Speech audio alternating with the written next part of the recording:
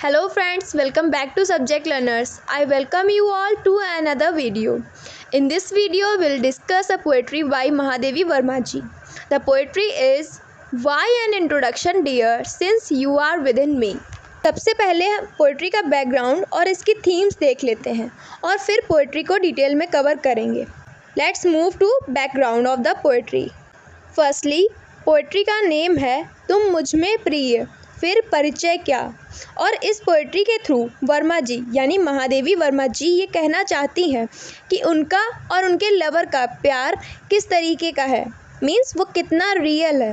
वो अपने लवर से कहती हैं कि मुझे इंट्रोडक्शन देने की क्या ज़रूरत है जब तुम मुझ में ही हो, means two bodies and one soul type something. अब जैसे कि आप अपने सोल को खुद जानते होते हैं और उसे आप खुद से क्यों इंट्रोड्यूस करेंगे, मीन्स आप अपने सोल को ये थोड़े ना बोलेंगे आज मैं तुम्हें अपने बारे में कुछ बताती हूँ या बताता हूँ, वो तो आप जानते ही हैं. तो वैसे ही वो अपने लवर से कहती हैं कि मैं इंट्रोडक्शन क्यों दूँ, तुम तो मुझ में ही हो, इसका मतलब तुम मुझे ऑलरेडी बहुत अच्छे से जानते हो. वो ऐसे रिलेशनशिप, ऐसे करेक्शन के बारे में बता रही हैं जो किसी सिली से इंट्रोडक्शन का नीडी नहीं है. In short, the writer is talking about the intrinsic connection between the two lovers or between her and her loved one. वो कनेक्शन, वो रिलेशन ऐसा है जिसको कोई फालतू की फॉर्मेलिटीज़ की ज़रूरत नहीं है और वो मानती हैं कि एक दूसरे को इंट्रोडक्शन देने का मतलब खुद को खुद से इंट्रोड्यूस करवाना है.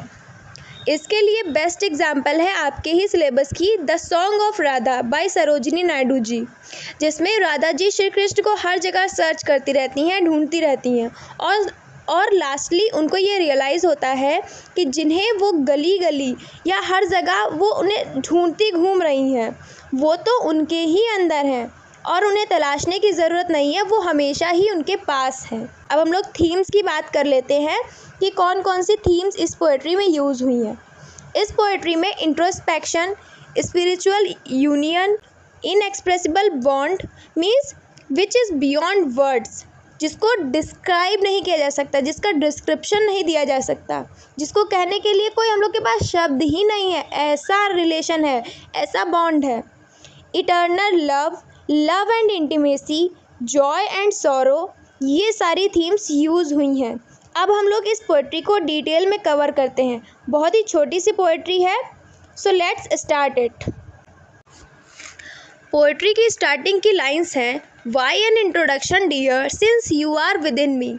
तो पोइटेस क्वेश्चन करती हैं अपने लवर से कि उनको इंट्रोडक्शन की क्या ज़रूरत है या उनके बॉन्ड को, उनकी रिलेशनशिप को बताने की क्या ज़रूरत है, क्योंकि वो तो उनमें ही है, मीन्स उनके लवर तो उनमें ही हैं.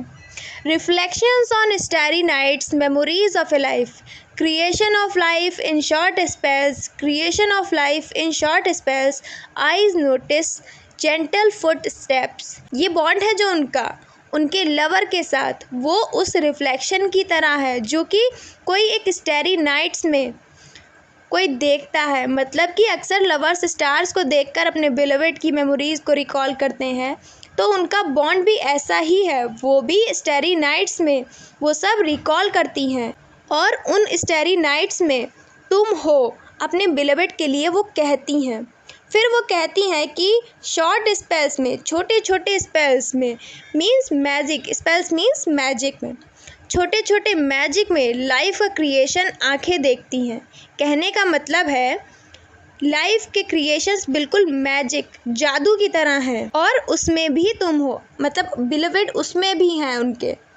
Gentle footsteps, I don't much to treasure any more, you are the treasure I have in me. इसका मतलब है कि जैसे जैसे मैं आगे बढ़ती हूँ तो अब मुझे किसी और ट्रेजर, खजाने की ज़रूरत नहीं है.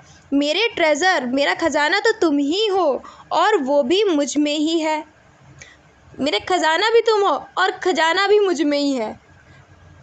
इतना ब्यूटीफुली इन्होंने लिखा है अपने लवर के लिए. इसको इस तरह से भी समझ सकते हैं कि उसके बिलवेड का प्यार उसके लिए सभी ट्रेजर्स से ऊपर है. Your dazzling radiant smile like sunrise, तुम्हारी डेजलिंग चमकदार और रेडिएंट का मतलब शाइनिंग, दोनों में डिफरेंस ये है कि डेजलिंग चमकदार है और रेडिएंट जो खुद की लाइट और वार्मथ को एमिट करता है, प्रोड्यूस करता है।